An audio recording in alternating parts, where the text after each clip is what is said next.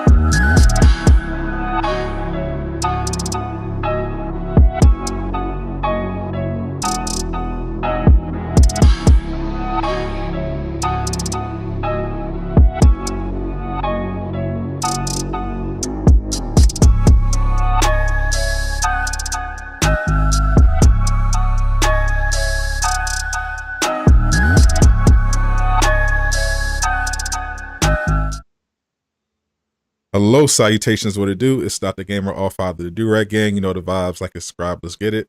And today I'm joined by the homie DoomKillaHD. We're going to be doing a live review / discussion about Venom 2, Let There Be Carnage, which recently just dropped, as well as that brand new episode of What If, the season finale that came out.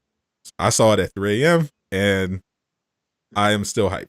What's up, homie? Introduce yourself for those that don't know you. What's shaking, people? It's your boy DoomKillaHD, El Capitan of the squad. Sit back and relax. You are now rocking with the best. And I appreciate you having me on, man. I'm excited, super excited to talk about this Venom, but actually more excited to talk about what else. So let's go. yes, sure. All right, so first things first. As you see, I got the what if background on deck, but I got the Venom Let There Be Carnage one first, because that is where we are leading off. So first, for you, DoomKillaHD, what were your overall thoughts of Venom 2, Let There Be Carnage? Overall thoughts, I'm gonna be honest with y'all. Please don't hate me, but I thought the movie was really mid. it was mid, bro. I sat there for probably the first 40 minutes of that movie, like, okay, when is the movie gonna start? You know what I mean? That's how I was feeling, like, God. But I mean, it did pick up. I liked the fight scenes. The fight scenes were dope. Venom was kind of funny sometimes. You know what I mean? Yeah, sometimes.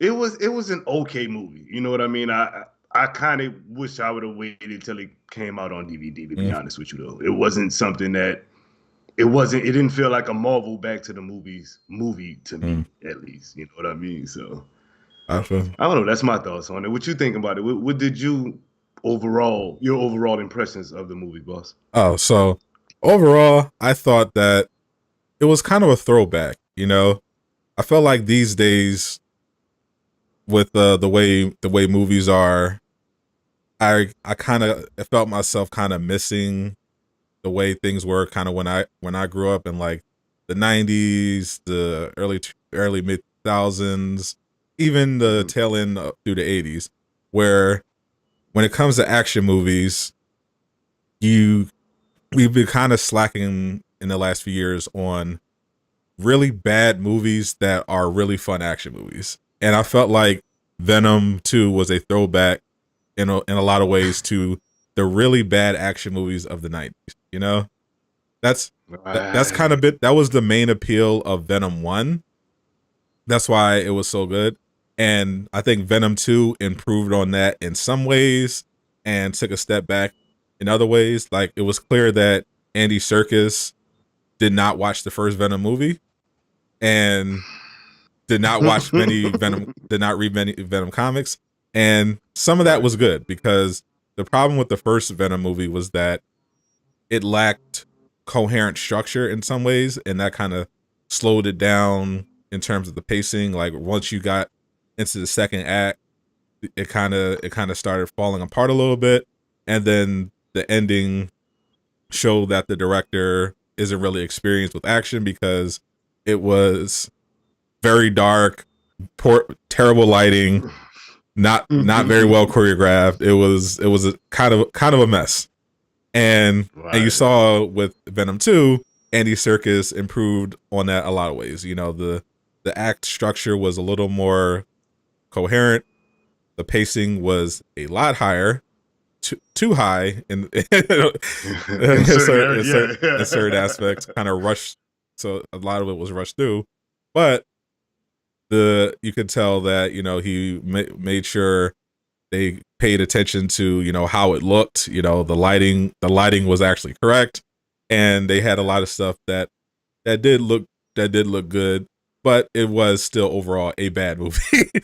I felt like the entire movie was basically setting up was basically just filler until we got to the end credit scene, and, and that's why I think a lot of people left with a general good impression of the movie.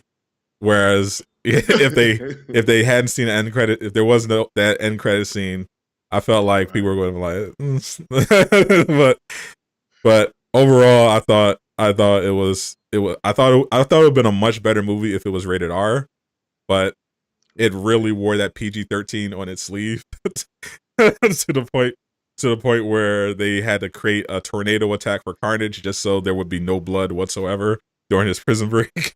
It was pretty over the top. It was pretty over. They Bro. really wanted that PG-13 rating. You could definitely tell. And I actually forgot about that part. It was so it bad. did not. It was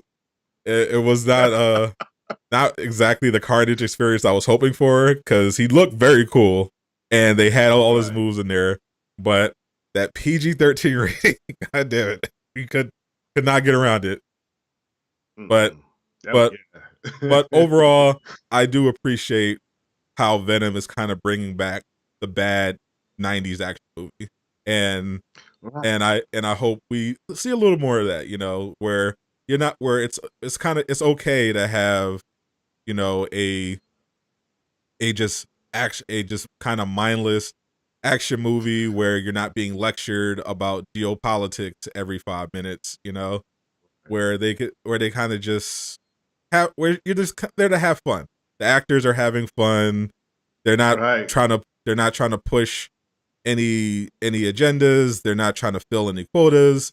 They just cast they just cast good people, and generally just try to tell a fun story where you can just get together with your people and just have some fun for a couple hours. So so for those that are just tuning in, thank you. Me and Doom are just going to be talking about Venom, and then we'll open it up to the chat after that, and then we'll move right on to What If. So if you have any questions, get them ready. We'll go into your thoughts right after we do a review. So specifically, Doom, what did you like about it? Like I said, I like the action. The action was actually pretty good. You could see in this movie what was actually happening Yeah. for a change. You know what I mean? Because the first Venom, like you said, it was what? It was pitch black. You know what I mean? So you could actually see the action was pretty good. Um, I liked the end credit scene. Yeah. So it really wasn't a lot I liked about the movie, to be honest with you. So I don't have a whole lot good to say about it. It was a very, very mid movie. I mean, I took my daughter and she fell asleep. You know what I mean? So she woke up and they were fighting. She was like, "Oh, the movie started." And I'm just like, "Wow, an hour and some change in." You know what I mean? So, um, it was I don't really know too much that I like to be. I'm just keeping it real with you. This movie was just not my cup of Mm. tea, bro. So I like the fight scenes. I thought um I can't even remember his name, but the boyfriend, the fiance. I think he was uh, I liked yeah. him. I thought he was pretty damn cool. You know what I mean? Because he was so nerdy. You know what I mean? And he was all right. And again, the final cut scene. I mean, the end credit scene. Yeah, you can have this one, bro. Did you even like anything about the movie, boss, at Hey, all? yeah. That's how I'm gonna ask Yeah. you. Besides the end credit scene, I did like, there were some aspects I like. I liked the CGI. First off, I think Venom had the first one had pretty good CGI. Part of the problem with Spider-Man 3 when they introduced Venom is that I thought, one, I didn't like their Eddie Brock, and two, I didn't like how they decided to animate Carnage, Venom. I thought it looked bad, and I felt like they perfectly captured what I would want Venom on the live on the big screen live action to look like, and they really nailed Carnage. I loved how He did look good. menacing and just terrifying, Carnage look. That's the Carnage that I want to see. It's a shame that he was restricted to PG-13 violence, but he looked really good while killing people off screen. That looked very. Those shadows, bro. The shadows was fire. They did a very did a very good job, especially the prison break scene when he's fighting all the cops and the helicopters, and he's expanding his. It looked that looked very very good.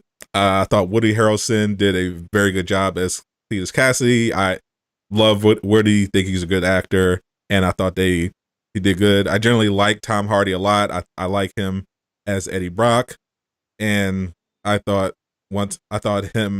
he had very good chemistry with himself as well as with because he's also playing Venom as well as with Cletus Cassidy in this one, and they some of as you alluded to, a lot of the comedy did not land, and we'll get into more of that later.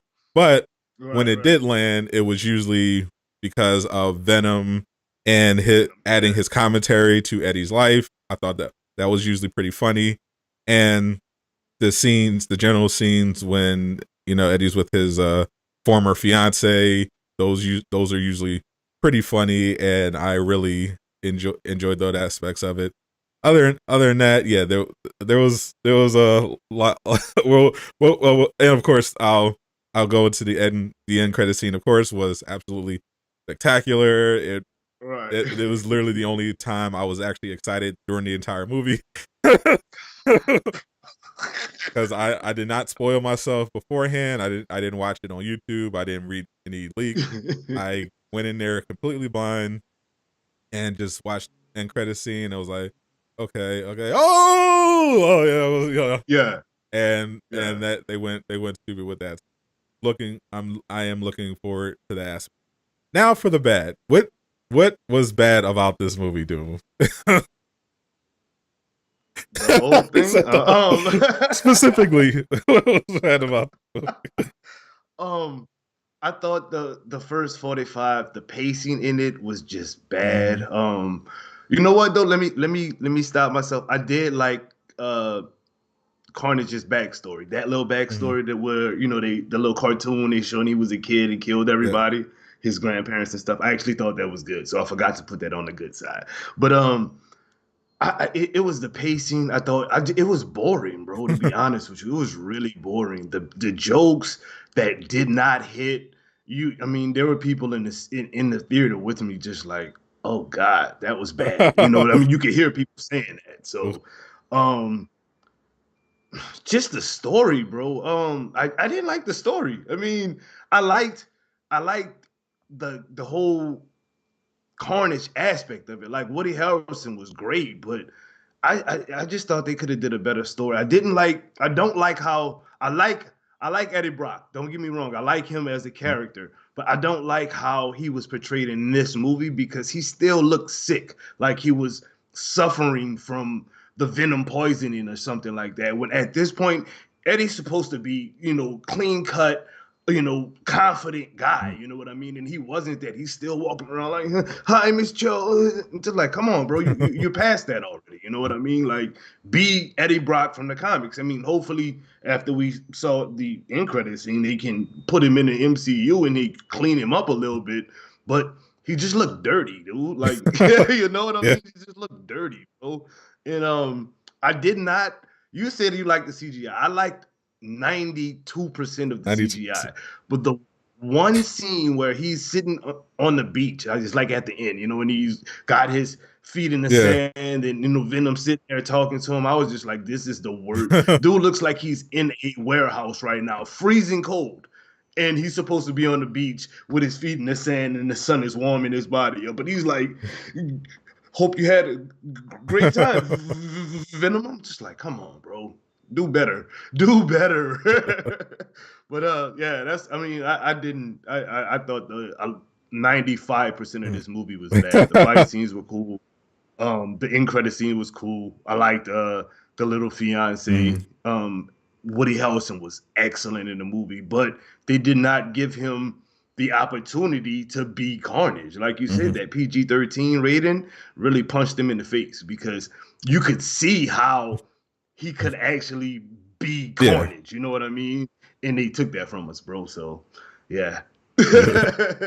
What did you think was bad about the movie, So there were boss? a lot of little things that were bad and some major things. So the some of the little things were bad. I know this was like trending for briefly because you know how people are super tuned to the anything remotely SJW, and they were like, "Oh, Venom is gay now," and that was a whole thing, and that's not what actually happened.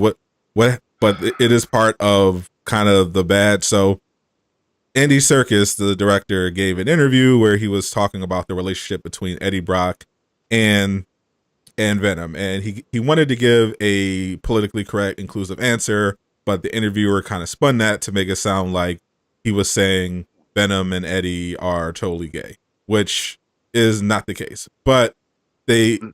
clearly, but he Andy was making the point that they did in fact love each other, which is a separation from the comics where you have Venom's and Eddie's relationship a lot really treated kind of like a drug addiction on Eddie's side in particular, and Mm-hmm. here Andy's vision of Venom and Eddie was kind of like an odd couple, and complete with all of the cliche odd couple gags. They were fighting, they're arguing. Venom's trying to make him feel better, make him food. They just had a lot of wacky stuff going on, and then you had the weird scene when they broke up, and Venom went off to find himself at a rave, and he had this weird coming out speech, and, and it was and It was it was just bad, bro. really It was bad. it got really bizarre.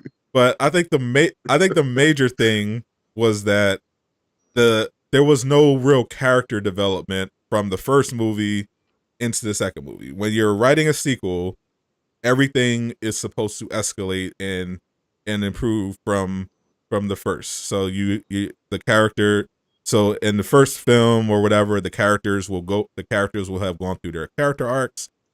Stuff will get resolved, stuff will be unresolved, and then when they move on to the next story, every the that growth sticks usually, and the stakes are raised. But in this one, it felt like almost nothing changed. Venom and Right. Eddie still are somehow super close, but also not really used to each other at all. Eddie Brock as a person is a complete actually in some ways has gotten worse. We're introduced to Eddie as this big shot reporter, and then who stumbles upon a literal alien invading his body, and he has to adjust to that. And but he's generally a kind of a fearless guy who's just trying to get who takes his job very seriously and is just trying to get to the heart of the story, no matter what it costs him. And in Venom 2, Eddie is a complete moron who doesn't care about journalism at all, who just wants to get successful enough so that he can watch TV and not have to do anything. When like the whole Carnage scene when he's interviewing Cletus before his execution, Venom Mm-hmm. literally has to force feed him clues so that he can figure out where Cletus hid the bodies, because Eddie literally is a moron. He doesn't he all of his journalistic instincts, all of that we were introduced to, is gone. functionally an idiot. Like might be developmentally disabled. He's that stupid the way they portray him until of course him and Venom are separated, and for plot reasons he has to figure out the location of Carnage and his crazy girlfriend, which is which which was a very weird dynamic, especially how when they showed Eddie, and he's so determined to get his spot back, but once he has it, he literally just does nothing. We don't see him attempt to do another story. He literally is just content to just watch TV and be completely left alone, despite like all of his fearlessness completely gone away. He just wants to lay on the couch and eat food, and that was very weird. Also, I like Cletus. I liked his girlfriend. I don't like how they did their relationship, which I think plays into the poor pacing, because it was very fast, but so fast that they skipped through their development. Like, we understand why we know pretty much nothing about her. Like, she didn't really talk. We found out later, that they met in an orphanage. She was taken away because she had special powers, but we don't know anything about her and her motivations. We know that through Cletus' flashback, she defended him, and he, because of how broken of a person he was, he just clung to her and everything. But it seemed like it was like this one-sided thing, but apparently it became a Bonnie and Clyde thing at the end. They're just madly in love, and I'm like, how? When? What? Yeah. Like, it makes sense that he's obsessed with her, because he's crazy and he literally had nothing, and she was the only person that showed him kindness. So I thought it would have been what I was expecting is that Carnage would go through all the trouble to break her out of prison, and instead of being greeted, like, oh, this is the love of my life, she would think he's a monster, or even if she generally agrees, let's destroy this whole place, she would progressively kind of go away from his plans and the symbiote, because the symbiote obviously didn't care about her. He even threatened to kill her. And I was like, there was some interference. Oh, we should be back. But yeah. I was expecting that I thought it would have been a cool twist if she ended up helping Eddie bring down Carnage for the sake of freeing the man that she cares about, the generally sweet boy that she remembered from her childhood, from this alien monster that wants to destroy everything. And I felt that was a missed opportunity. It was like, no, she just obsessed with them too. They basically wanted to make them Joker and Harley Quinn, and didn't explain why. So it felt kind of forced, where there's like, yeah, they're just together because for the plot we want to have trailer shots of her screaming and blowing stuff up. so we have to make sure they're together and have that whole thing play out nice and smoothly. I felt that was a missed opportunity for them. Dude. And of course, as you alluded to, the humor was generally pretty bad, pretty cringe, and pretty bad. It felt like they were trying too hard to make it a comedy. Oh, Venom loves brains, but he's only allowed to eat chocolate. Oh no! Yeah. What? It was just. It was generally very bad. So I was not a fan of it, and I did enjoy the fighting that we did get to see, but it would have definitely been better if obviously if they got the R rating, and if we got a little more Venom on Carnage action than we did get. We wanted generally a little more destruction. Like we basically got pretty much no violence from Venom for almost the entirety of the movie, because Eddie was like, "Oh no, you can't hurt people, even bad people," and Venom was like, "Oh darn, I'll just eat some chocolate." And I'll eat some chocolate. like literally, I think before we got to Carnage, I think literally the only act of violence Venom committed in the movie was against Eddie, because Eddie hurt his feelings. so he punched him in the nose. Otherwise, Venom was literally just doing nothing, just doing nothing. Can you see now why my daughter fell asleep during that portion of the movie? It was like, especially when you see the posters and look at the image that I have behind me. It looks so awesome, and that's just not what happened. and it was unfortunate, but I am hoping that with what we got at the end credit scene, that once they take this to the MCU, we get at least better action. Like the MCU obviously generally does not go for blood either, but they do well when it comes to violence and fight. So, it just put a coherent story together, and that too. But even that, when it comes to the MCU, that's been hit or miss, especially in Phase 4. So, final thoughts on Venom: Let There Be Carnage. The best post-credit scene we've got this year, bro. The best one we've got this year. I thought they looked cool. Like that's like you said, the visuals as far as Venom and Carnage, even Shriek when she did her powers, that looked good. But as an overall movie, I mean, there were mutants in the movie and nobody even knew it. Like I had to find this out after I watched the movie. Like Shriek, I should say, was actually a mutant in the movie, and that's what she was getting experimented on.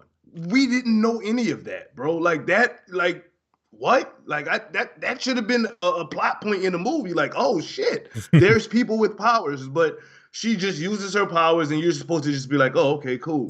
Then the cop at the end, like, now he's a mutant or some kind of what? Like, what is even going on? Like they left too much unexplained. The story was just bad. The comedy was horrid. Again, the visuals were cool. The end credit scene was dope. I liked how they tied in, the whole what if, not what if, what if Loki's ending with, the TVA. TVA and everything, pretty much branching off, and then Doctor Strange using his powers to erase everything and getting trapped into the TVA area or whatnot. You know what I'm called, the area unknown or whatnot. So I thought that just that end credit scene had more plot, story, and feeling in it than the entire movie did. So great job on the end credit scene, guys. Welcome to the MCU, Venom. So I would give overall Venom a 6 out of 10. Like I said, I enjoy what I'm overall, I have enjoyed and glad that we got the Venom cinematic universe. I think I am someone who enjoys bad action movies depending on how they're done. I thought that Venom 2 was definitely in some ways worse than Venom 1, better in other ways, but overall I didn't walk out of the theater angry or upset. I walked out like I would I didn't like when Black Widow was over, I was just like, why did I spend money on this? And, but when I left Venom 2, I was overall glad that I went to see it. Even though it had its problems, it didn't infuriate me at any point. I was just like, oh yeah, this is bad, but I'm still having fun for in a way. I hear you. Yeah. Some parts got boring. Other parts were just like, but then they had moments where I was like, yeah, this is the Venom that I like. This is why I went to see that movie on a whim, despite the fact that the critics absolutely hated the first one. It was Right. like pretty crazy. I think the split was like 17% score on Rotten Tomatoes from the critics versus a 90% audience score. And I was just Right. like, well, obviously the critics have to be wrong because that's how these things work. And it was real. It was technically not neither movie were technically good, but I thought they were fun for what they were. I feel like if Venom came on TV, you're just watching it, you would have a solid time. Yeah, you know what? I just think I went. Uh-oh, I lost your audio. Oh, hello, can you hear me? Yeah, okay, I can hear you now. I went in, I think, just expecting too much. You know what I mean? Mm, The commercials was hype. It was a lot of hype behind yeah. Venom. You know what I mean? So I think I just went in was like, okay, I liked Venom one. It was an okay movie. It was cool, but I think my expectations were too high. You know, especially after seeing Shang-Chi. Shang-Chi was great to me. You know what I mean? So I'm like, cool, Marvel back to the movies. And I left there like I actually wish I would have waited till it was on DVD. You know, I think I would have had a better Well, time at home. You that's know your what I mean? problem. I always tell people, don't have high expectations, and you'll almost never be disappointed. Yeah, I know. I You're just a hopeful guy. know. You're just a hopeful guy. You want you just see things, and you're just like, you know what? I want the best. I'm hoping for the best here. And I appreciate that. We need positive, upbeat people. But me, I was just like, I'm like, oh, it's Venom 2. I know what I'm going to the movies to see. I'm not expecting Right. a good movie by any means. I know what I'm here to see. See, that's what we differ at. Cause no, I'm telling you, I came No, off that Shang-Chi and I was no. happy, bro. I was happy I coming off Shang-Chi. when I actually leave and go see a movie in the theaters, I know exactly what I'm going for, and I don't delude myself at all. When I decided to see Shang-Chi, I was like, I'm going to see at the very least a solid martial arts movie with Marvel levels of CGI and the Marvel style humor. I might see some feminist crap, but overall it's probably going to be pretty fun and solid. When I went to see Venom 2, I I said I'm going to see Venom 1 with Carnage in it. All right. See, I don't know why. Uh, That's what those are my expectations. I'm like, this movie is going to be bad, but it's probably going to be fun. The cast clearly is the cast is good. They clearly had a lot of fun putting this together. It shows on the screen. I'm just there. I'm just there to see it, as well as this end credit scene that everybody's talking about. So I got exactly what I was expecting. No no disappointment for me. that's where you golden at. So we'll open it up to the chat. If you guys have any questions, shout out to everyone who has come through so far. Let's see if we have any. What are your thoughts, chat, as well on Venom? Did you see it yet? Which I would hope you saw it if you're watching this. But what'd you think of it? Did you think it was trash, or did you like it? Tom, uh, since oh, go ahead, Tom go ahead. J, what's up, Tom? You said Venom as the comic relief was great. Yeah, I generally did like, well, when the comedy landed, it was usually involving Venom and his reaction to things like that. The whole Venom solo thing was pretty cringe, but usually when Venom was playing off Eddie or Hannah or something like that, it was pretty funny. Yeah. Let's see. What's up, Craig? Glad to see you're here.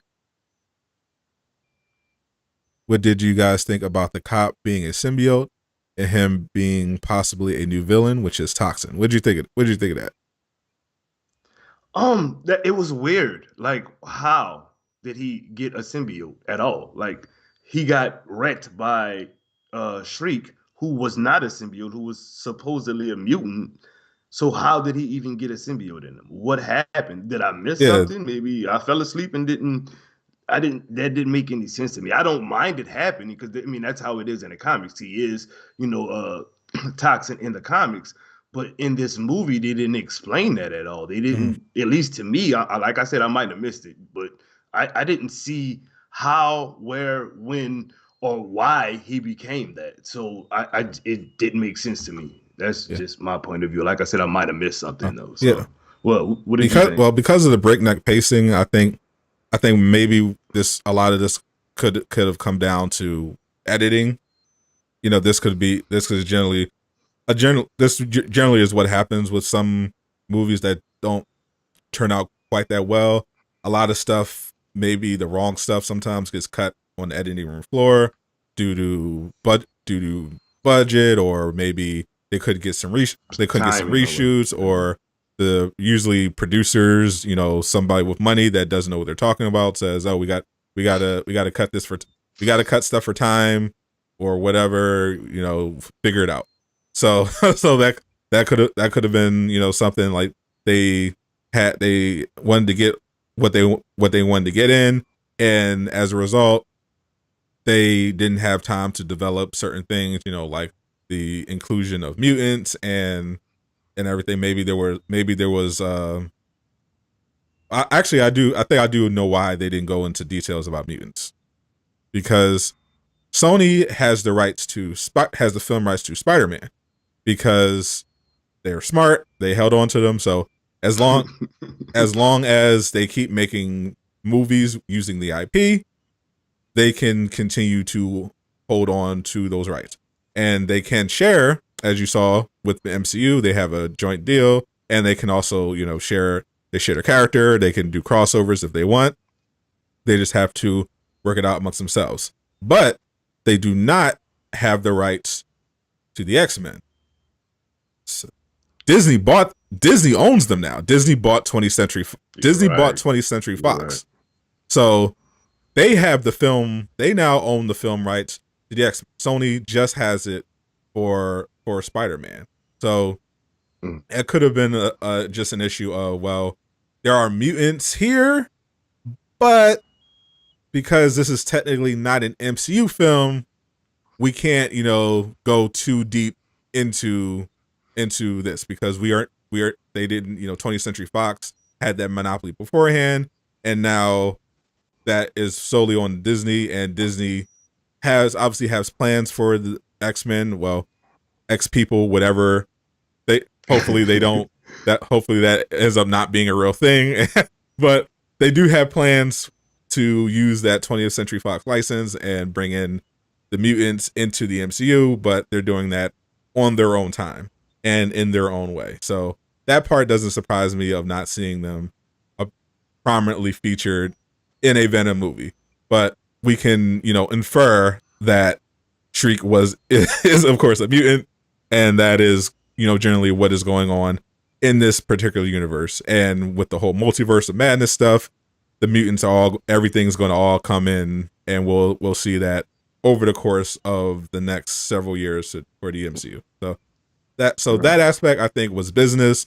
Other stuff could just been, just cut for time.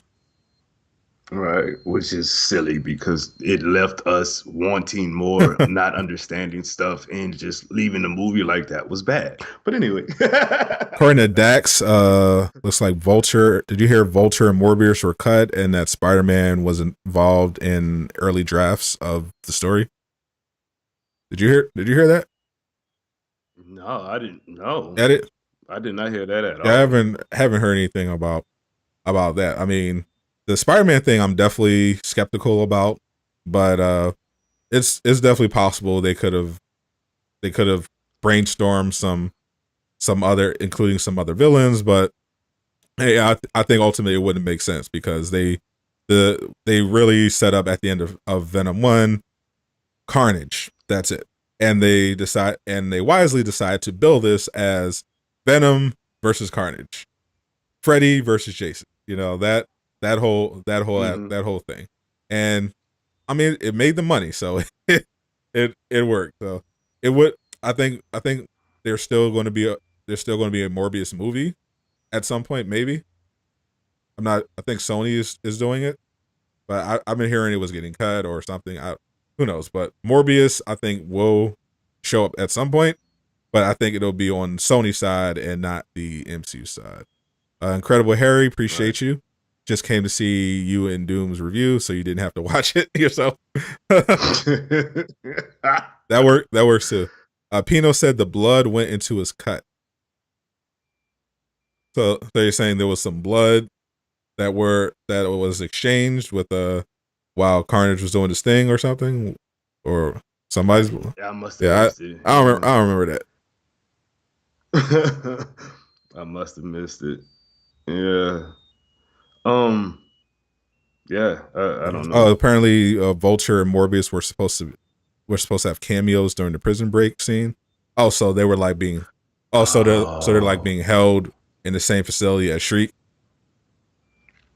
See, that wouldn't make sense then, because then the end cutscene would have made no sense, because Vulture is definitely on Earth, I guess what, Yeah. 616 or whatever you want to call it, the main MCU Earth or whatnot. And Mobius is not on that Earth, obviously, from the commercials and from the trailers that we've seen of his movies. So that wouldn't have made sense if they were both in the same place at the same time. Then now it makes sense that Morbius could be in the prison scene with him, because they kind of switched their Yeah. universe. You saw at the end where everything shook, and now he's in our universe. So if Morbius came along with him, or the Morbius of this universe Mm. is now active, yeah, that would have made sense. Dex But showing Dex him, said yeah, Vulture was in the Morbius trailer.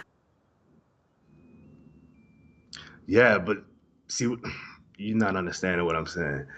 It would not have made sense for him to be in this movie yet, because The of Venom cinematic.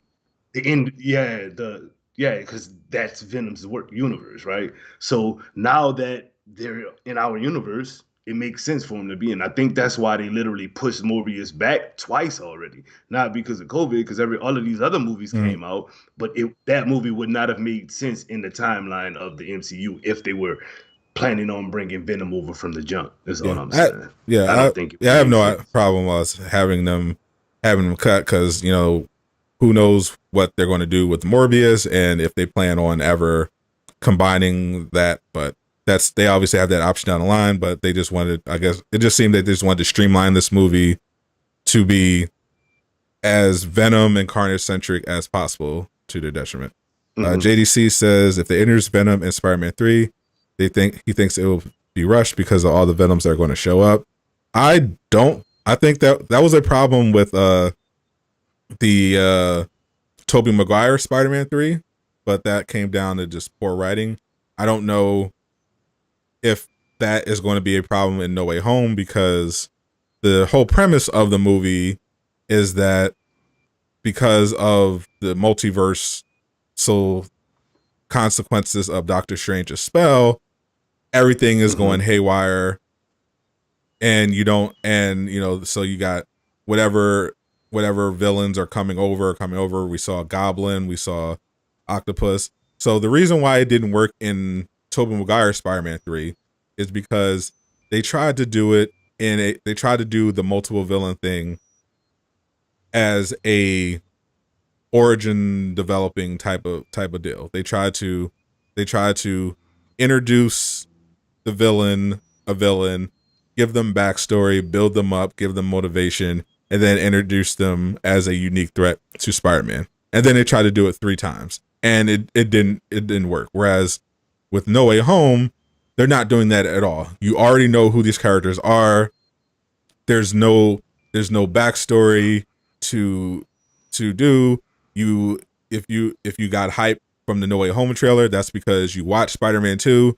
You already know that version of Dr. Octopus. You know all about him. You know what happened. You know the Green Goblin.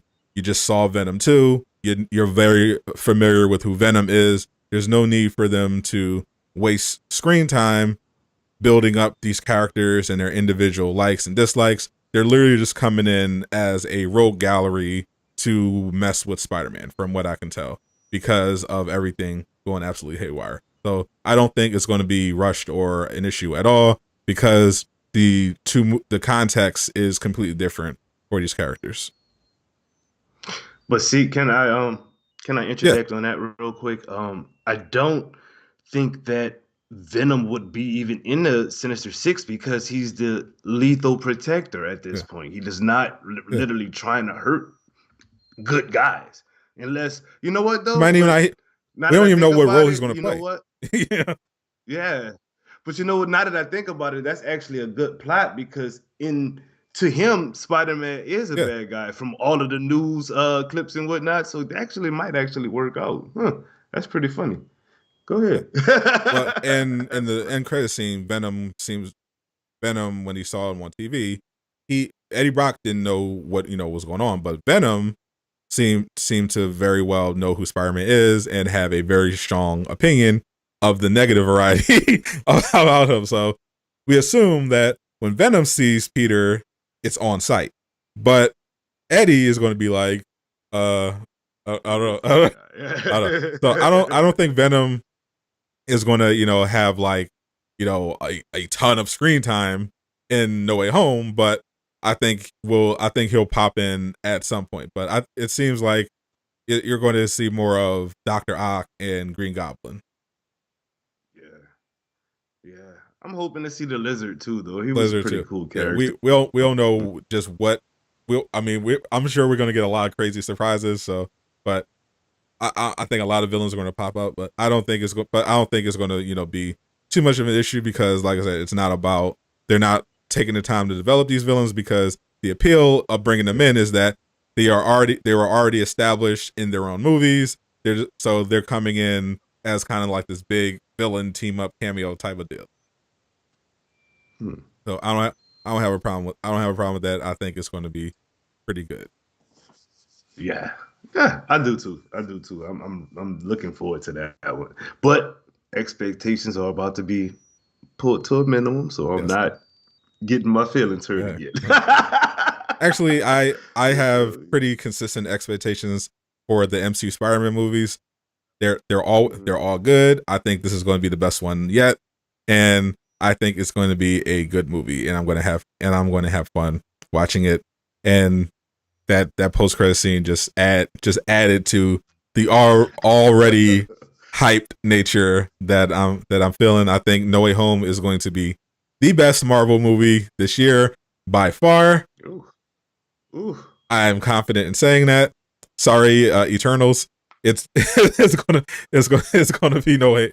I think it's going to be No Way Home by a mile, and I'm looking forward to it. All right, so now let's move on to the next item, which was episode 9, the season finale of What If. So I'm gonna change the background for Go ahead. myself for the chat for the benefit of the chat. Got my fresh No Way Home. Got my fresh What If backdrop.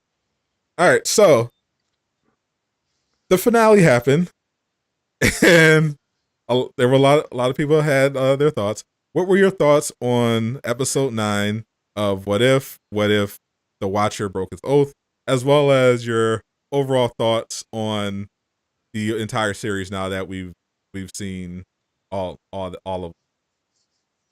Man, I don't know what anybody else is thinking. I purposely did not watch anybody else's reviews or thoughts on What If because I wanted to keep my own, I didn't want to get my own thoughts tainted.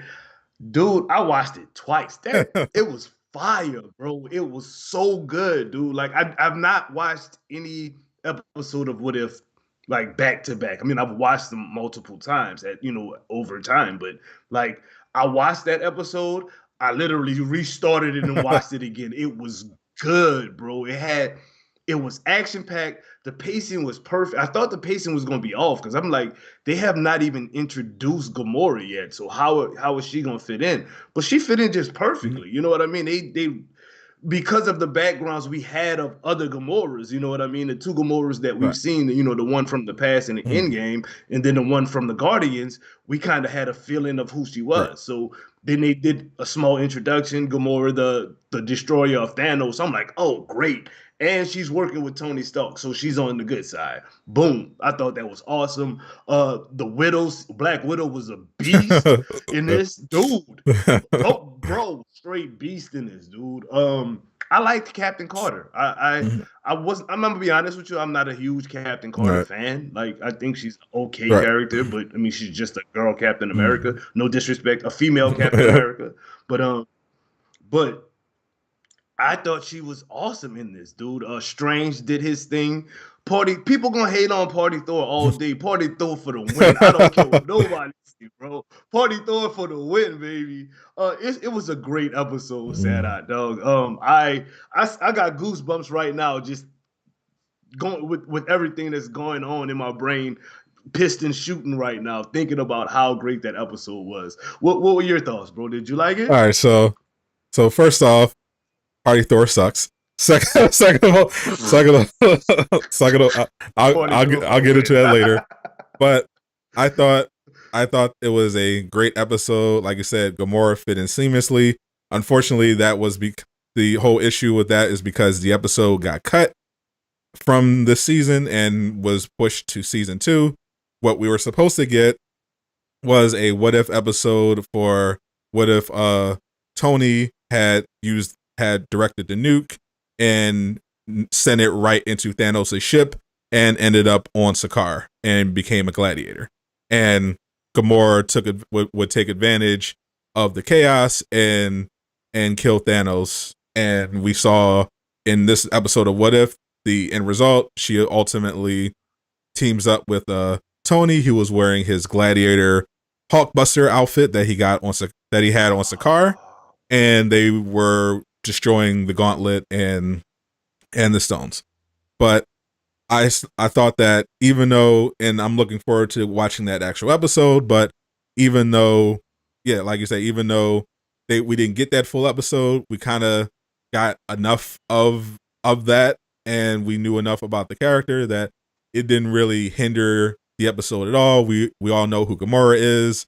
We kind of got the gist from that scene of when they picked her up from, and I thought it was great. So the I thought the episode was another absolute banger. I love how the last 2 episodes have kind of gone almost into Marvel anime territory in terms of the scale of the fighting and the quality of the animation, because it makes me want Marvel to actually get their own version of what Star Wars did with Visions, which was also absolutely fantastic.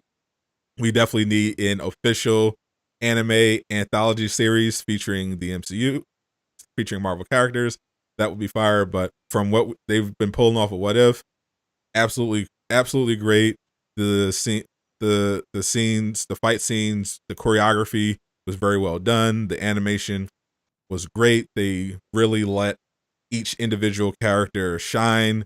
It was very good, and I thought overall the season had its ups and downs, but I thought the back half just got better and better, and with the exception of maybe like one episode, the season continuously improved with each episode. You know, people have their thoughts on each individual episode, which I think is fine. You know, some people love Party Thor, some people, me, thought it was terrible, but but I thought, and some of the what ifs weren't, all that interesting. Like, what if Captain Carter was essentially just a reskin of Captain America: The First Avenger? But I thought later Right. on you had episodes that were just purely interesting what ifs and very well carried out, and some of them were very different from what we usually get in the MCU. You know, they not as safe,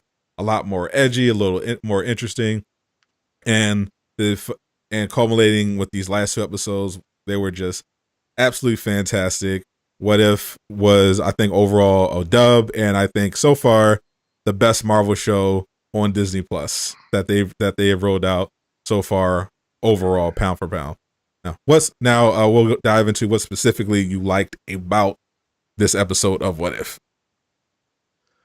Um, Everything, the whole damn thing, bro.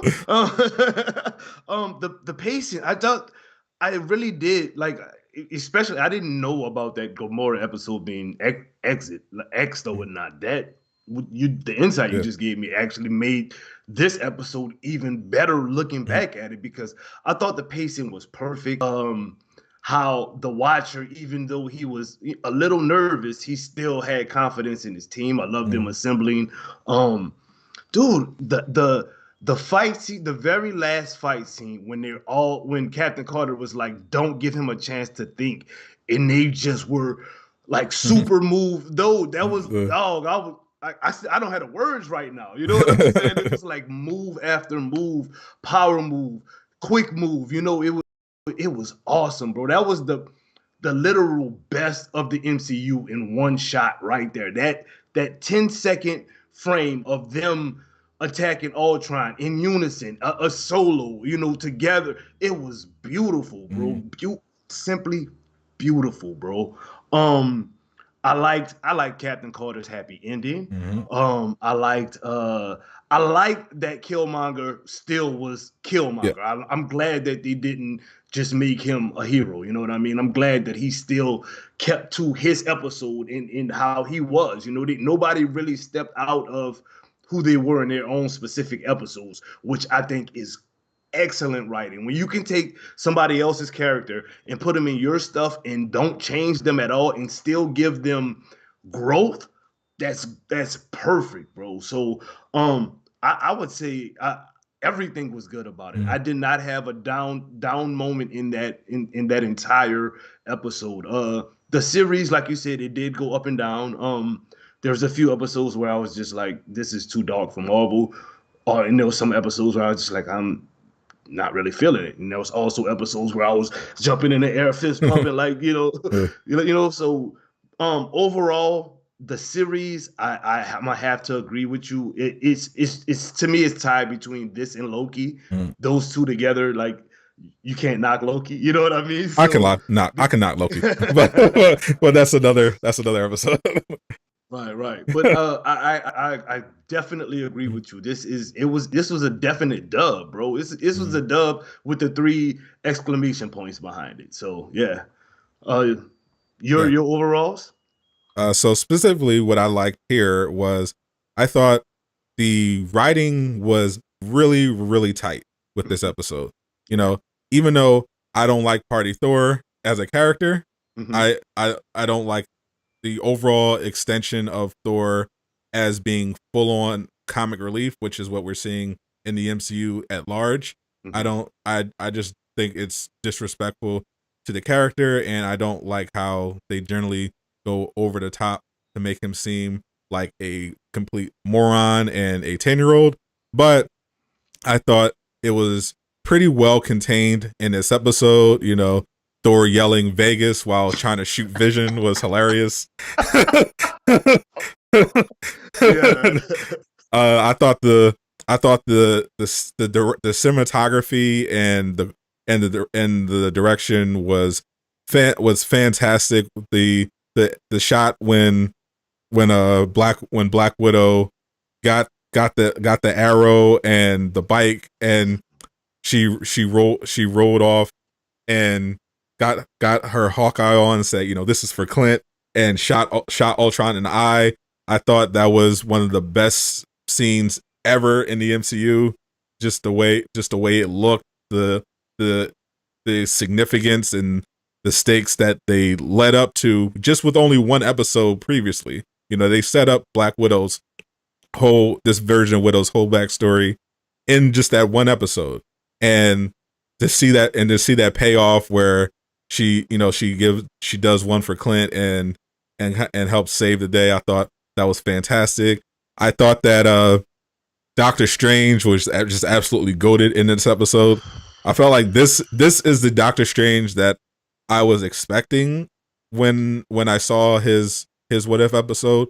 I thought that the one of the weakest parts of that episode was how they just they just were determined to engineer this typical MCU final battle between two characters with the same powers, and I thought that it just really didn't make sense given how strong Doctor Strange has supposedly gotten, and how they just had to basically water him down and just make it a just typical shield light light duel between two regular sorcerers. I thought it was dumb, but this one they finally let, because of the scale of the enemy, they let Doctor Strange, evil Strange, let loose, and it was awesome. You know, when uh when Vision, when Ultron decided to nuke the entire galaxy, and Strange reversed and absorbed the energy.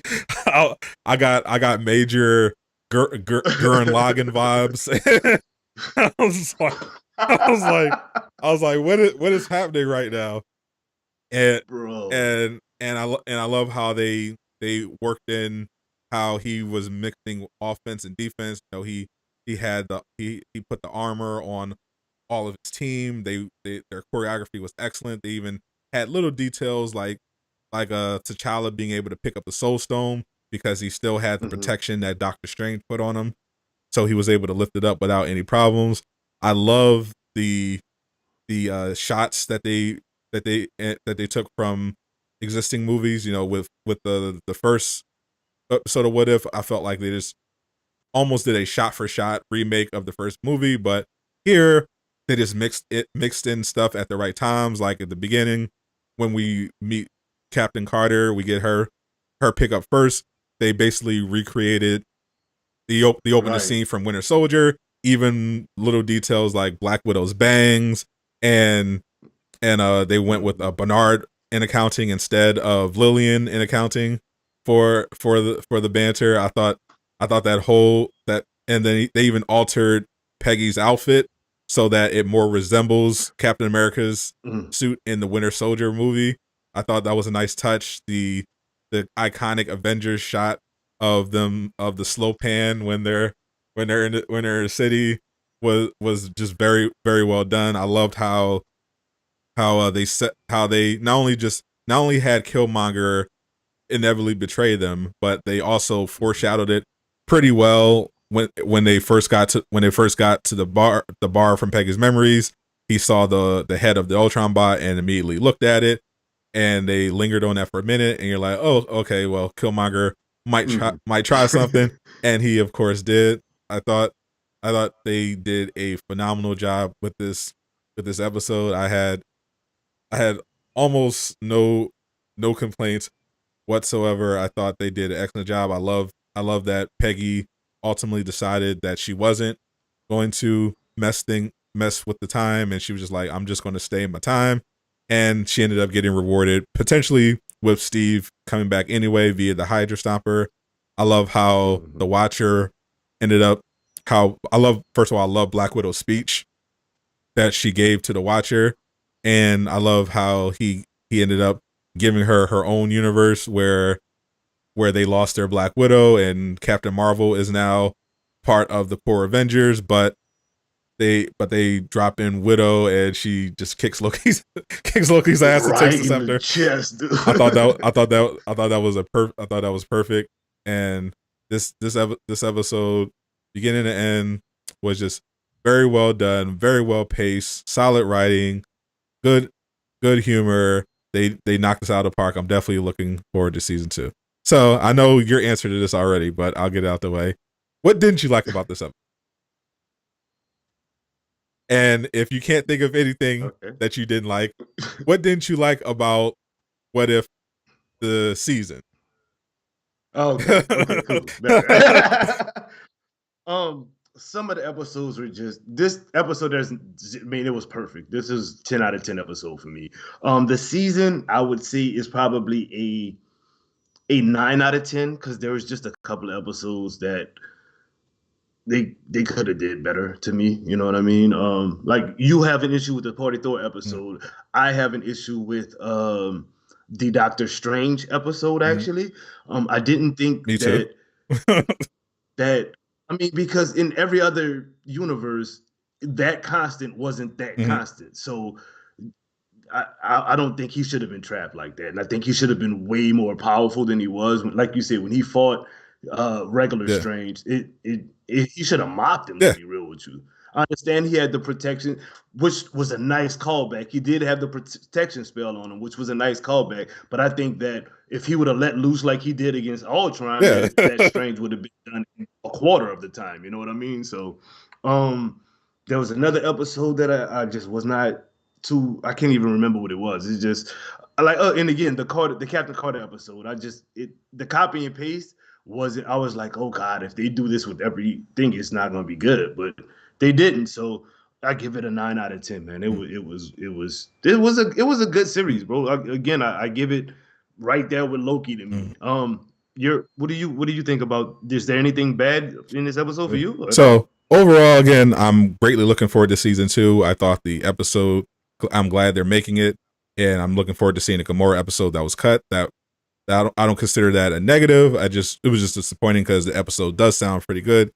The only, I think the only time there was, I mean, obviously I'm not a fan of Party Thor, but you know that's personal preference.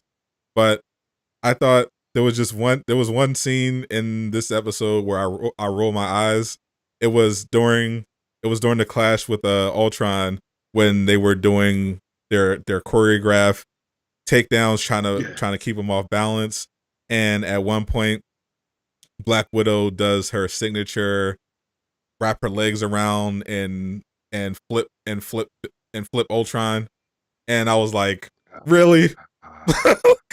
Really? You know what, bro? It was going so fast that that didn't even I caught register it. to me. I caught God, it. that makes sense. I'm like, okay, Peggy tripping up Ultron, fine. She's a super soldier. Black Widow is a normal woman. Come on, bro. If that happened to a normal dude, he would have just looked at her and threw her on the ground. Right. She would have got power bomb, Yeah. right? This is freaking Ultron with the Infinity Stones and Vision's body. Come on, bro. Black Widow had enough strength to flip him over. Really? No. Now you gotta go. You gonna make me watch it again. Just for I was that like, part, really? bro. Like, really? That took me out of it brief. No. That took me out of it briefly, but the rest of the action was pretty much flawless, and I thought it was very well done. Other than that, I thought it was pretty great. But that one part was just like, because it a little bit cringeworthy, right? And partially because it gave me flashbacks to the Black Widow movie where they just reimagined Black Widow as a super soldier because she literally should have died like 10 times throughout that entire movie. It literally made no sense. They didn't bother to give any explanations. It's like everyone is essentially immune to death and serious injury unless the plot demands that they aren't. So so it was just that one scene. It was just that 1 second. It was like, okay, but other than that, great. The rest of the season, I thought my least favorite episodes were, and this wasn't even that bad, but an episode, I thought it was awesome when Doctor Strange called down the zombies from that universe, and Wanda was among them, and she just attacked them, and then was shocked when nothing happened, and he just nukes their whole universe. I thought that was awesome, but they forgot zombie Thanos. They did not bring back zombie Thanos. And that was my least favorite part of that episode. One of my least favorite parts of that episode. They just shoehorned zombie Thanos with the full gauntlet into the end of that episode just to give it a cliffhanger, and they didn't pay it off. Like, they paid off everything else. Like, they paid off the Guardians of the Galaxy storyline with Pete's dad. They touched on that. They touched on the insurrection going on in Wakanda to take the throne away from Killmonger. They tied off all these loose ends, but zombie Thanos with the full Infinity Gauntlet didn't get a payoff, even You even know though they what brought the though? zombies That in. was the only people from that episode that they brought in was the zombies. They like, Peter and Ant-Man and One-Legged T'Challa. None of them were actually in the episode at all. So that whole story needs to pay off. You're right, boss. Yeah, they. So I thought at the very least it would have been cool if zombie Thanos dropped down with the full gauntlet, and they had a moment where Vision looked at his gauntlet, looked at his gauntlet. It was like, okay, That would have been that fire. That would have been fire, bro. that would have been You're lit. right. They need to pay that But off. now it's just They need to pay that. he's just floating. I don't get it.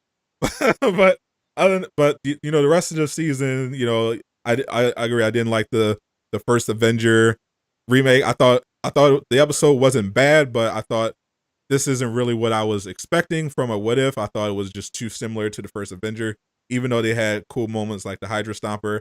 I thought it was a little too familiar with the Yeah. original MCU.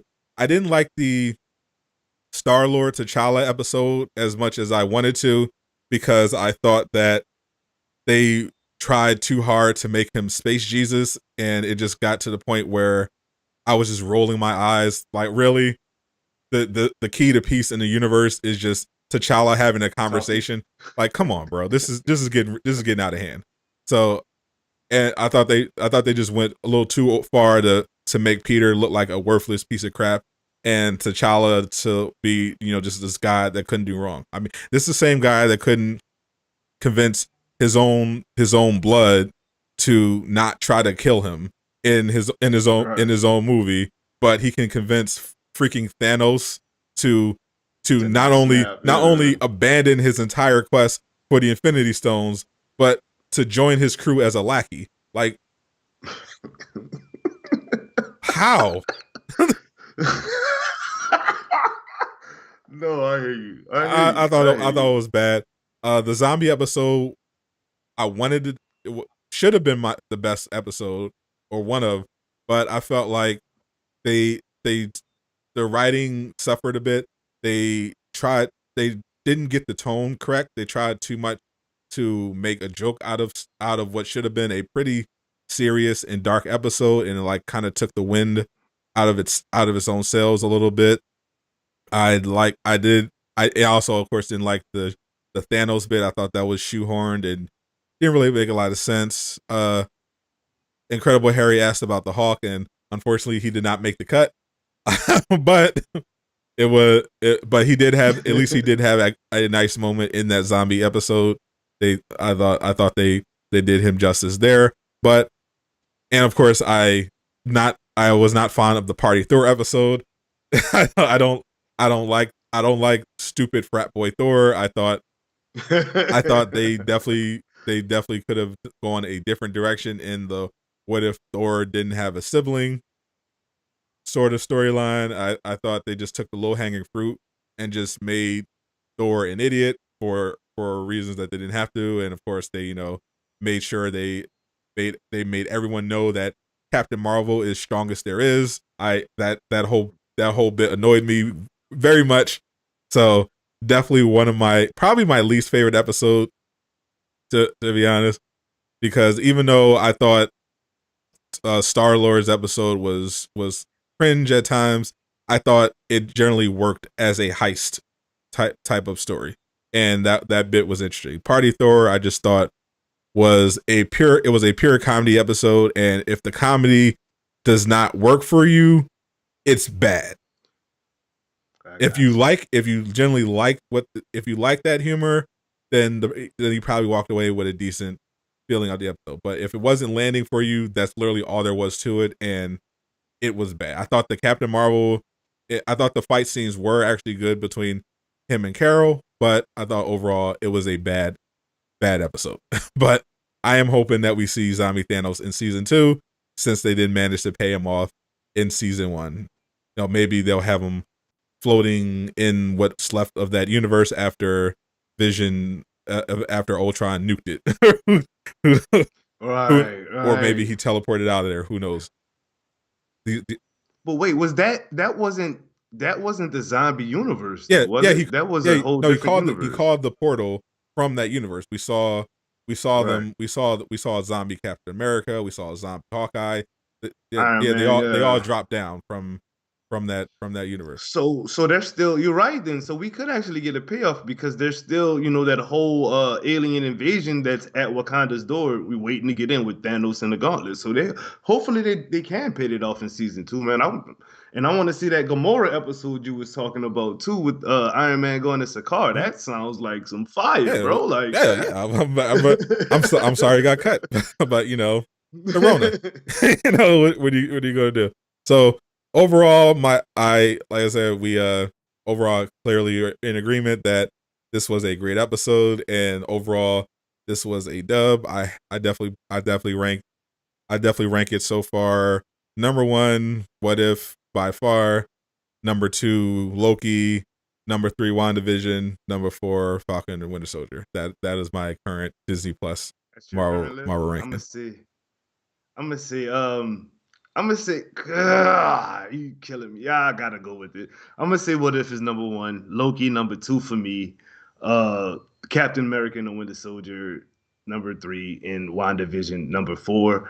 And the only reason WandaVision is number four is because I think they could have made the first two episodes one episode and got on with it. Having those two black and white episodes without really any explanation really hurt it Mm. for a lot of people who were interested in it. So, but that's why it's number four. But they're all dubs. Every one of these shows are Mm. dubs. This one right now though is just the biggest Yeah. dub. Yeah, I thought. Yeah, there's a pretty big gap for me between What If and WandaVision and Falcon and Winter Soldier. I thought Loki had a ton of problems, but they still managed to make it very much fun despite obviously they had you obviously they were operate these shows were operating under Kevin Feige mandates to appease to woke Twitter and be as inclusive and politically correct as possible and it ultimately definitely lowered the quality of all of them. It was pretty clear. The reason why I have Falcon and Winter Soldier as last is because it didn't really hurt Wanda. I feel like COVID hurt WandaVision more so, but it definitely the woke stuff really with WandaVision happened towards the very, very end because of course the Doctor Strange cameo getting cut because he's a white male and apparently Kevin Feige does not like those anymore. So we missed out on the Strange cameo, but I felt like WandaVision's ending mainly suffered from scheduling and writing limitations due to the pandemic, where they had to just kind of slap on the typical boring Marvel ending, and there was also some Right. The yeah, trope there was ending, yeah. also some it was also really annoying when they basically just decided that Wanda was the good guy somehow, despite the fact that she tortured an entire town. For weeks, Yeah, dude. Like, but yeah. I felt like I felt like Falcon and Winter Soldier was just a little too cringe for me throughout throughout, especially that infamous speech at the end. Do better, Senator. Probably one of the worst speeches ever put on film. ever put on film. It was just so bad and so cringe. But I thought Loki. I think the problem with Loki was that they wanted to make a solo Loki series about Sylvie, and they knew that they wouldn't be able to sell that, so they backdoored it in by promoting it as a Tom Hiddleston show, and then bait and switching it into female Loki show and making him the side character and comic relief. I thought, and I did not appreciate that. I thought that the TVA, the way they were written, definitely could have been better and a little more coherent. Like it really, like it really didn't make any sense at all conceptually that Loki, as this badass Asgardian warrior, went toe to toe with Thor. All of the Avengers need to work together, and he gets beat up by an overweight black woman with a stick. And it was just like, what are we doing here? And that and yet Sylvie was able to escape from an organization that's so powerful that they use the Infinity Stones as paperweights as a 10-year-old girl by just stepping on the mean lady's foot and leaving. Like I was like what are we doing? That What are we part, doing here? yeah. I thought, I didn't like yeah, that part either. I thought apart, but I thought that the the performances and the visuals and just the overall premise really carried Loki and made it, and Mhm. especially when they brought in Kang, I thought they finished pretty strong, but it definitely you could definitely tell that if they had if they hadn't had woke mandates, it would have been a amazing show. See, what I would say about the reason I actually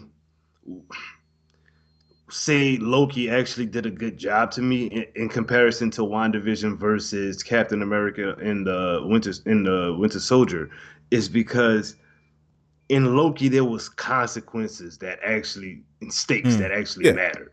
If in every one of those other shows, it really didn't matter in the end because the hero was gonna come out on top and it was gonna be a good day at the end of the day. You know, Sam got the shield, Bucky, is clear from Yep. mind wipe in his show. You know, Wanda became the Scarlet Witch and is, delving through her the dark hold and whatnot. That's actually not a super happy ending, but it's still the protagonist getting their way. You Mm. know what I mean? In Loki, though, it's like, bro, that show was not a happy ending at all. You know No. what I mean? It really had consequences that leaked out into the broader MCU. It made shows like not shows, but movies like No Way Home Mm-hmm. and even Venom now. You know what I mean?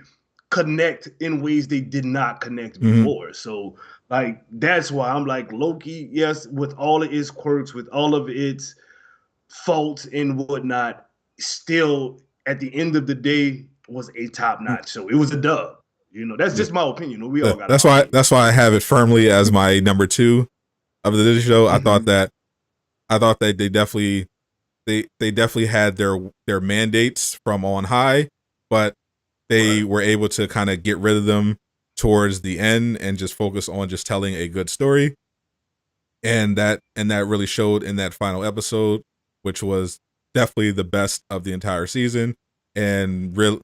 really really paid off. I love that they made Sylvie have real consequences for her choice and her inability to get over her own trauma and development. Both characters went through their development throughout the series, and Loki had to get through himself to become more trustworthy. Sylvie had to learn to trust others. Ultimately, Loki succeeded and she failed, and She the fell. multiverse was hurt because of it. Let's Yeah. see. I did remember that of course Falcon and Winter Soldier had its problems with the pandemic as well. That mainly affected the development of the Flag Smashers. They were Mm-hmm. I believe they were supposed to I believe their pandemic storyline was underdeveloped, but that Mm-hmm. contributed to being it's the it them to being pretty uninteresting villains. That definitely was a part of it. But my overall problem, but the pandemic had no effect on that terrible speech. They wrote that they wrote that intentionally. Right. They definitely, pandemic or no, they definitely wanted to have a police officer randomly hanging around to racially profile one of the freaking Avengers. Just so they could have that police Bro. are bad scene. That was all very much intentional and not a result of of the pandemic. That was a they hey guys, we're not racist, so don't come after us because They definitely had the cringe moments in Falcon and Winter Soldier, dude. Yeah, but because again, you can't to, have a black character in a with a prominent role in a movie or show without it being there being some kind of social justice storyline. There has to be some kind of subplot about them being black bro. and oppression and everything. But you know what though? I get it. I get it with that specific show because they kind of took that out of the comics, but that's exactly why that comic failed. You know what Mhm. I mean? Like if that comic would have just went with Sam being Captain America and people would have just got over it Yeah, and there wouldn't have been a serious plot point. I think that comic could have done well. You know what I mean? People liked Old Man Steve with the Uncanny Avengers. You know what I mean? So him as Captain America could have been a good thing, but the wokeness, bro. You're right. I mean, and we are black yeah, people saying this. You yeah. know what I mean? I don't So mind. Obviously, I'm a you're. I mean, you're a lot older than me, but yeah. boy, stop. But I remember the '90s. I remember movies, and I remember looking at movies and shows. I'm like, man, I really would like some more good quality shows featuring people that look like me. That's why when that original Static Shock cartoon aired, I was super excited because it was it was an incredible show. It featured people that look like me, and they didn't talk down to the audience. They told a interesting, nuanced stories. It was very good. It was an original character. They didn't have to. They didn't. Because that's my other problem with what Hollywood's doing under the guise of diversity. I don't consider making black versions or female versions of established white characters actual diversity or progress, because to me the subtext of that is we don't think we don't think that minority characters are legitimate. We think there's only legitimacy in white male characters. So make we have to race swap these white male characters so that audiences will connect with with a minority, which isn't true. And they've shown it time and time again. If you make a character who's not white, who has an interesting story, and you make a good movie or a good show, people will go see it. Black Panther was one of the biggest movies of all time. It had a very much black cast. The Black Panther was not historically a white character. It is a original black character. They told a good story. They didn't bog it down in too much social justice nonsense. They just told, at the end of the day, a story about two kings competing with their vision on how to help their people. And To help yeah, their people. and how to go about it, and what it means to be a family. That was a good story, and people loved it. People loved Static Shock.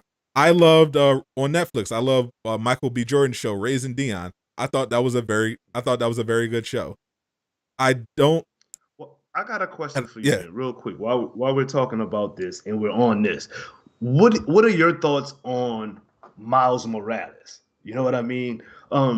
He is a I think I look at him as his own character, but he does Mm, hold Peter Parker's name. You know what I mean? I think like if I don't know if you've ever watched the Spider-Man cartoon or whatever yeah. where he was featured. I think it was like Web Warriors or whatever. When he gave him a new name, it was like a Arachnid Kid or Mm, Kid Arachnid. That's what right. it was.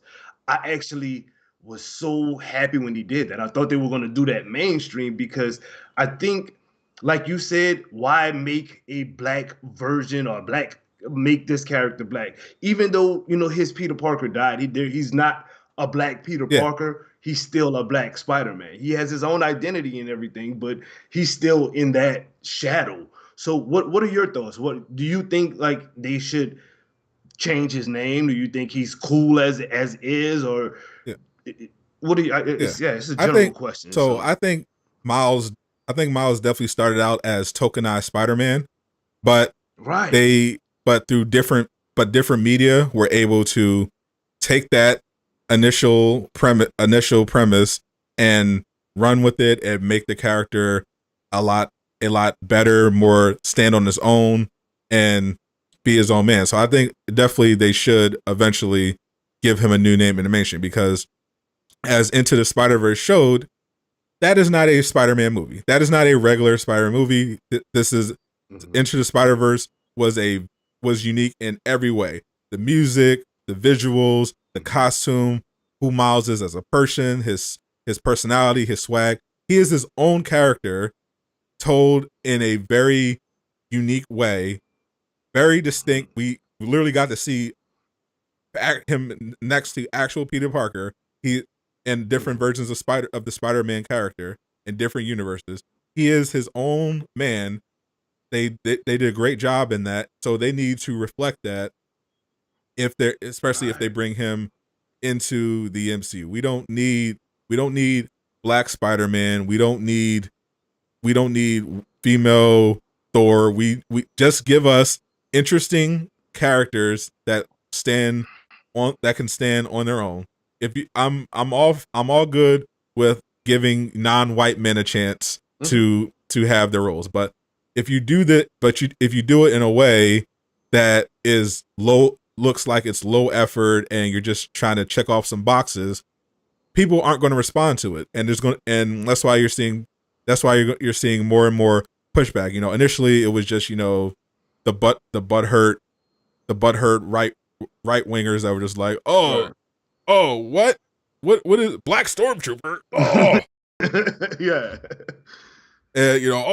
what is pretending like for Hollywood for years they didn't make intentionally Black or Asian movies and only cast white people to play those roles, often in the Right. most racist way possible. But Mhm. go off about Michael B. Jordan playing Johnny Storm, which was a bad movie, but it was the Horrible movie. but Both of them actually. but But anyway. Hollywood used to be unimaginably racist. So that's part of the reason why I roll my eyes at their fake diversity push.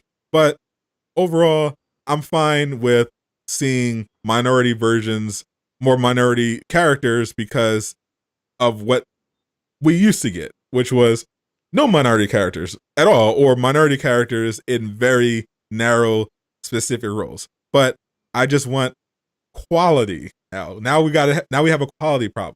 You can tell minority stories without pandering, without lecturing the audience, without tearing down the white characters. You can just tell a good story and you cast people that are good. You don't need to and that goes for the writers room as well. You don't especially for the writers room, you can there are very diverse creators out there. There are very good Black writers, very good Asian writers. You don't need to just check and see if they have their pronouns in their bios to hire them. Just make sure they're good at their job, and then Exactly. bring them on because they have their own unique life experiences and perspectives that they can bring to these The these team. writer rooms. So Yeah. keep that in mind. Exactly. You don't need to have someone that's just there so you can say, oh, we don't have Yeah, an but all white writers room. Make right. sure their people are there because they're actually Quality. good because they're very talented people Quality. that are looking for their opportunities, and they're more than just an affirmative action hire. They actually are good and deserving of an opportunity. But just please get rid of the hacks that don't know what they're doing and are just trying to ride the wave. Hire good people, tell good stories. It's really that simple. It doesn't matter if the best person for the job happens to be white. Just tell a good The story, best. and the audiences will reward you. What if? I'm sure was very well received. It had diversity in it without shoving it down our throats and being and lecturing us. To T'Challa was great. Killmonger was great. I mean, people may not love Captain Carter, but she was a good character. She was delivered She very well. was. They She made Black really was. Widow look good as a character without what happened with the Black Widow movie being Right. being She actually. wasn't a super soldier, but she was still a great addition to the team. You need your Yeah, widow on your because team. So yeah. they had good writing around her. Whereas with the Black Widow movie, they just fell into all of the usual Tropes. feminist tropes of all the white male character has to either be an idiot or evil, and Black Widow is basically invincible. She makes no mistakes. She's perfect. She can jump out of a plane with no parachute, fly on the wing of it while it's exploding, and still land with Yep, her pose. yep, with You her feel pose. me? She can get shot point blank with a rocket and have her car flip over on top and walk out just fine. She could get kicked off of a bridge into Oblivion. into water on at least 100-foot drop. Perfectly fine. She can fall off a building and hit every part of it all the way down at least 10 stories and walk away with a Hey, slight get up limp. and run. Like, come on, guys. Really, really. Boss man. Okay, so we've reviewed Venom, which was we both I think agree was a horrid movie. It Yep. was not a good movie. We ain't gonna say horror, we're gonna just say not a good movie. We reviewed what if we actually ended up doing each episode, so that was pretty damn cool. Which we gave a dub. I said episode 9, which was the finale, was a 10 out of 10. What did you rank that one? 9.5. Oh yeah, because of that one. I forgot about that scene, bro. Because I wanted the Thanos payoff, and Widow flipping Right. Ultron was dumb. I'm sorry, it was dumb. I hear you. I hear you. Okay, dude. Thank you for having me on, my guy. Like this was fun, man. Hopefully we can do this again, man. So yeah, this was dope. Thank you guys for tuning in the chat out there. We greatly appreciate it. Like seriously, we do. Wakanda forever and all Oh, that, man. Wakanda forever. Yeah, appreciate Doom Killer for being available, and soon right after we did the last review, like, yeah, we should definitely figure this out. He fortunately did not take 3 weeks to see this movie. we got to do this pretty quickly, and I'm definitely looking forward to bringing this back and doing more reviews as Marvel shows or whatever new comes out. I'm sure we can come back and do this for the Eternals. We could do it for for Hawkeye. Hawkeye. Hawkeye's got a series coming We could do it out. for Hawkeye. We could do we could potentially do non-Marvel, but I think we tend to be in the superhero lane. I'm not in that and I'm not particularly looking forward to watching the new James Bond movie because I think it's going to be terrible. No, I'm not doing Bond either, so we good. I think that movie's going to be awful. Maybe I'll do a reaction to it on my other channel because I think it's going to be just dog shit. To be honest. Yeah, I'm not even halfway interested in it, to be real. So yeah. Yeah. But otherwise, thank you guys. Make sure you like and subscribe. If you weren't able to see it live, definitely check out the replay. We had a lot of fun. Thank you to the chat. And we're gonna Doom has to go to work, I'm sure, and I'm gonna get out of here because I have to make sure I get plenty of sleep because I'm gonna be streaming Far Cry 6 at midnight once it goes live. Nice. So the midnight for you is what? 9 o'clock? It's only like 9 o'clock my time, right? Yeah, should be around that time. Yeah, 3-hour difference. Yep. Yep. So I'll check you out. Definitely check you out tonight, brother. Definitely. Get you some rest, my guy, man. Rest up so you can be hype on that stream, baby. Is there? Make sure make sure you subscribe to Doom Killer's channel. Links are in the description. Thank you to today's sponsor, Fan Dominion. Definitely check out their store if you want some awesome merch. They have everything: Marvel, DC, Demon Slayer, Dragon Ball Super. Definitely check them out. If you use my code Sadot, you get 10% off your order. Links again in the description. I'm Sadot the Gamer, signing out. Peace out, people.